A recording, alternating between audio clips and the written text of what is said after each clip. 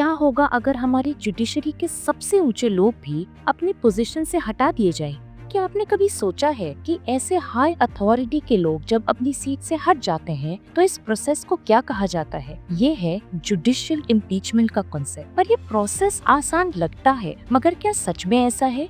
क्या ये प्रोसेस उतनी सिंपल है जितनी हम सोच रहे हैं? In a democratic country like India, the judiciary plays a critical role in maintaining the rule of law and ensuring justice. पर जब किसी जज के इंटेग्रिटी पे सवाल उठते हैं तो उसके रिमूवल का प्रोसेस है जुडिशियल इम्पीचमेंट। लेकिन ये प्रोसेस उतनी आसान नहीं है। इसके लिए कई कॉम्प्लेक्स स्टेप्स, पॉलिटिकल चैलेंजेस और लीगल इंट्रिकेसीज इन्वॉल्व होते हैं। आज हम ये प्रोसेस समझेंगे और ये भी जानेंगे कि इंडिया में जजेस की इम्पीचमेंट के कुछ की क्वेश्चंस क्या हैं। Hello and welcome to another exciting edition of 7 PM highlights. आज हम बात करेंगे एक ऐसे प्रोसेस के बारे में जो जुडिशरी की अकाउंटेबिलिटी और ट्रांसपेरेंसी को इंश्योर करता है, यानी कि इम्पीचमेंट ऑफ जजेस। अगर आपने हमारे चैनल को अब तक सब्सक्राइब नहीं किया है तो जरूर करें, क्योंकि हम ऐसे इम्पोर्टेंट इश्यूज को डिस्कस करते हैं जो आपको जानना बेहद जरूरी है। सबसे पहले हमें समझना होगा कि कॉन्स्टिट्यूशन में कौन से प्रोविजंस दिए गए हैं।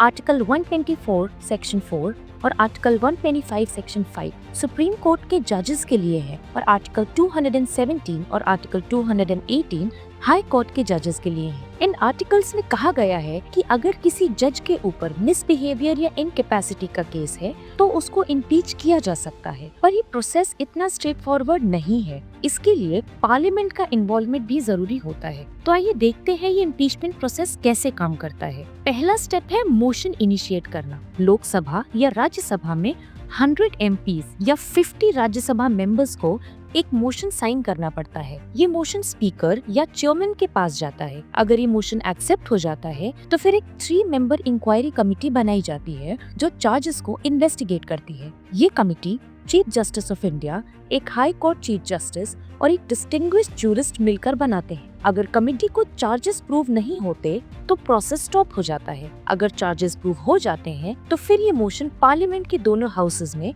वोट के लिए जाता है। अगर दोनों हाउसेज में 2/3 मेजोरिटी वोट पास कर देती है तो प्रेसिडेंट के पास ऑर्डर जाता है जज के रिमूवल के लिए। अब बात करते हैं कुछ रियल लाइफ एग्जांपल्स की। क्या आप जानते हैं कि इंडिया में अब तक 6 इम्पीचमेंट अटेम्प्ट्स किए गए हैं, लेकिन कोई भी सक्सेसफुल नहीं रहा। सबसे ज्यादा जाना जाता है केस जस्टिस वी रामास्वामी का, जिनके ऊपर फाइनेंशियल इम्प्रॉपर्टी के चार्जेस थे, लेकिन पॉलिटिकल रीजंस की वजह से उनका इम्पीचमेंट मोशन फेल हो गया। फिर जस्टिस सौमित्र सेन का केस आया, जिन्होंने रेजिग्नेशन दे दिया था, इसलिए उनका इम्पीचमेंट कैंसिल हो गया। और जस्टिस दीपक मिश्रा का पॉलिटिकली चार्ज इम्पीचमेंट 2018 में राज्यसभा ने रिजेक्ट कर दिया। ये केसेस ये दिखाते हैं कि इम्पीचमेंट प्रोसेस में पॉलिटिकल इन्फ्लुएंस बहुत ज्यादा रहता है। अब समझते हैं इस प्रोसेस में आने वाले चैलेंजेस को। ये प्रोसेस इतना कॉम्प्लेक्स आखिर है क्यों? Ambiguity in grounds of misbehaviour और इनकैपेसिटी, इनके डेफिनेशंस क्लियर नहीं है और ये काफी सब्जेक्टिव हो सकते हैं। पॉलिटिकल इंटरफेरेंस,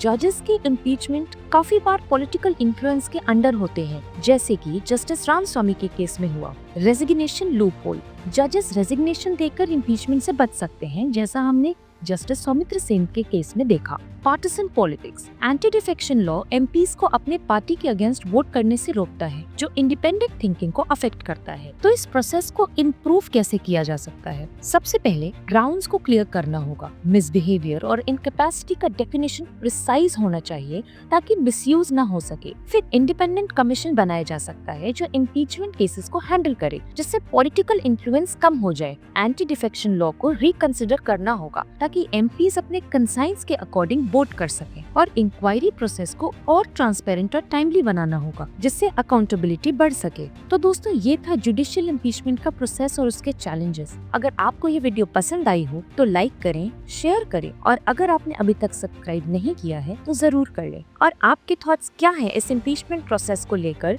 कमेंट्स में अपने ओपिनियन जरूर बताएं। मिलते हैं अगले वीडियो में, तब तक के लिए stay informed and stay empowered.